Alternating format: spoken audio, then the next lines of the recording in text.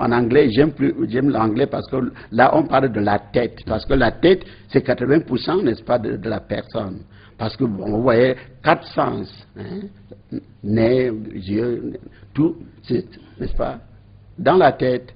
Donc, dès que la tête ne donne pas le bon exemple, on ne peut pas exiger, n'est-ce pas, qu'il y ait de bons exemples. Parce que la tête, elle-même dit, la vérité et le bon exemple vient d'en haut. Donc, now, Honorable, I want us to get out of this National Assembly with this simple question. It is apparent that your mandate is going to be extended. I mean, given what is going on in the country.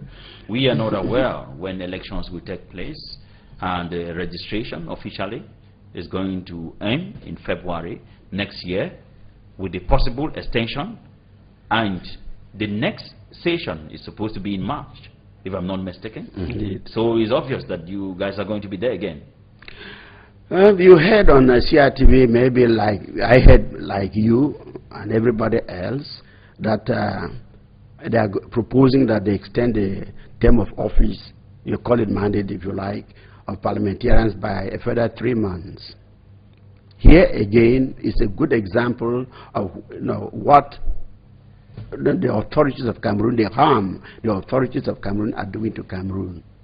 The President of the Republic has extended the term of office of councillors by 12 months. That's up to August next year.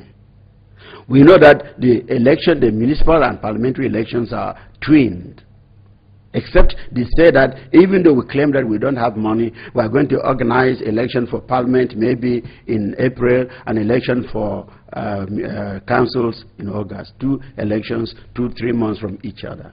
If the two are going to go together, why is anybody talking about renewing the term of office of parliamentarians by 3 months? When we know that from that from the time the present term is ending, we are going to have 6 months for councillors.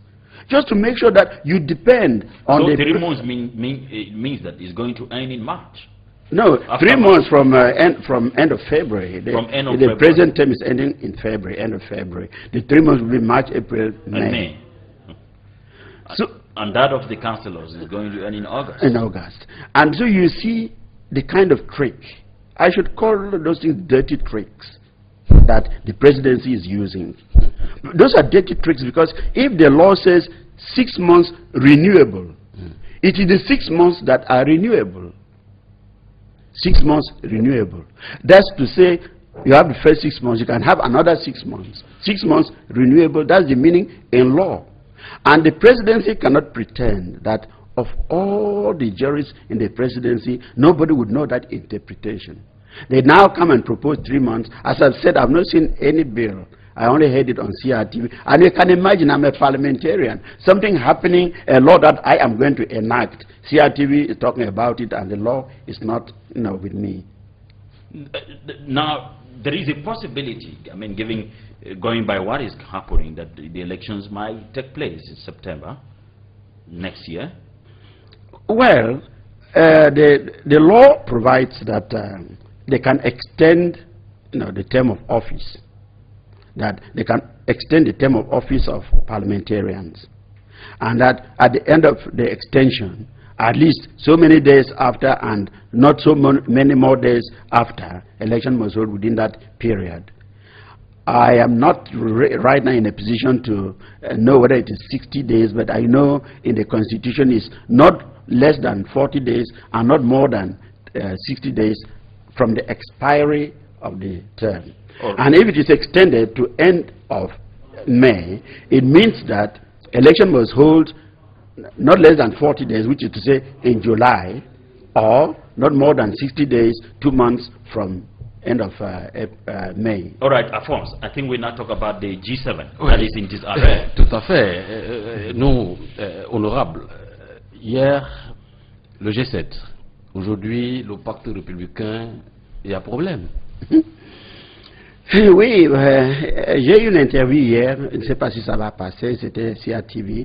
On m'a posé cette même question et je leur ai expliqué que je suis vraiment désolé avec les Camerounais, parce que chaque Camerounais, et vous journalistes surtout, parce que vous invitez n'importe qui Ailleurs, on invite des experts. Mais aujourd'hui, vous invitez n'importe qui.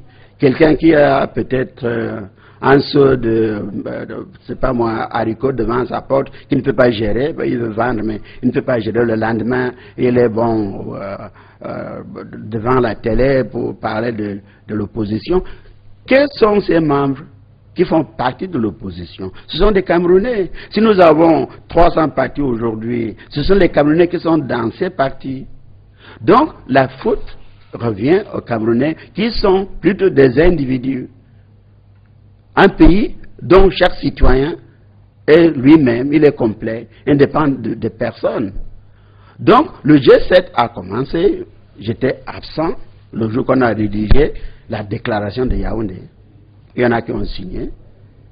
Et étant donné que moi j'étais victime, parce que je sais combien de votes, de voix, n'est-ce pas, j'avais eu, et qui étaient frauduleusement soustraites pour que bien, n'est-ce pas, ait la victoire.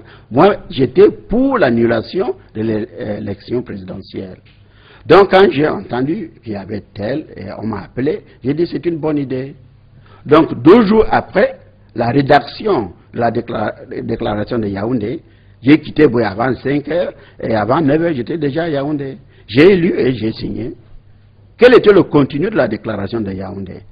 L'annulation de l'élection présidentielle, la mise en place d'une commission électorale indépendante et nouvelles élections.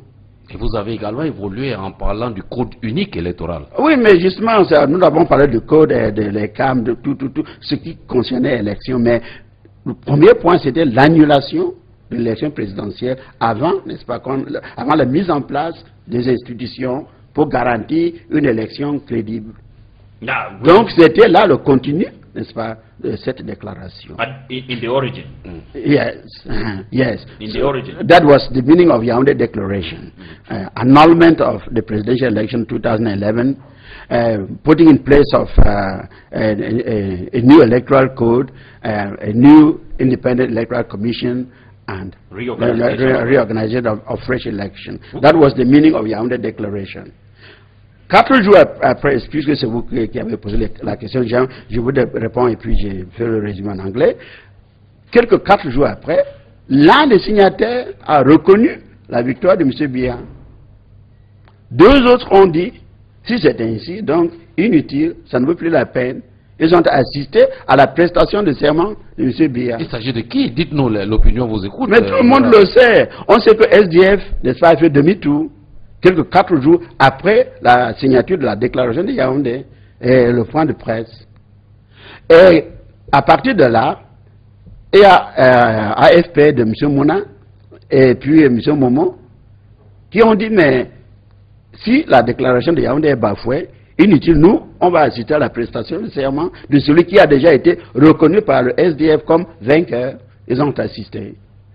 Jusque-là, nous autres, nous avons dit, puisque nous avons déjà mis en place le G7, on va continuer pour voir si, dans le temps, on va pouvoir prévaloir sur le gouvernement pour avoir un code électoral unique et une commission électorale indépendante. Donc, on a continué, on est allé à Fumban, et puis Douala, et puis Bamenda. Et en même temps, vous procédez aux exclusions, parce que... Non, on n'a exclu personne. On n'a exclu personne. Je sais que quand on est allé à Fumban, Maître Momo n'a pas assisté. Personne ne l'a empêché d'assister. Ici à Douala, il est venu. Et lui-même a pris sa place, n'est-ce pas, avec les journalistes. Et à Bamenda, il ne s'est pas présenté. Et je vous dis, après Bamenda, Kawala, par exemple, n'a assisté à aucune réunion. Après Bamenda, nous avons eu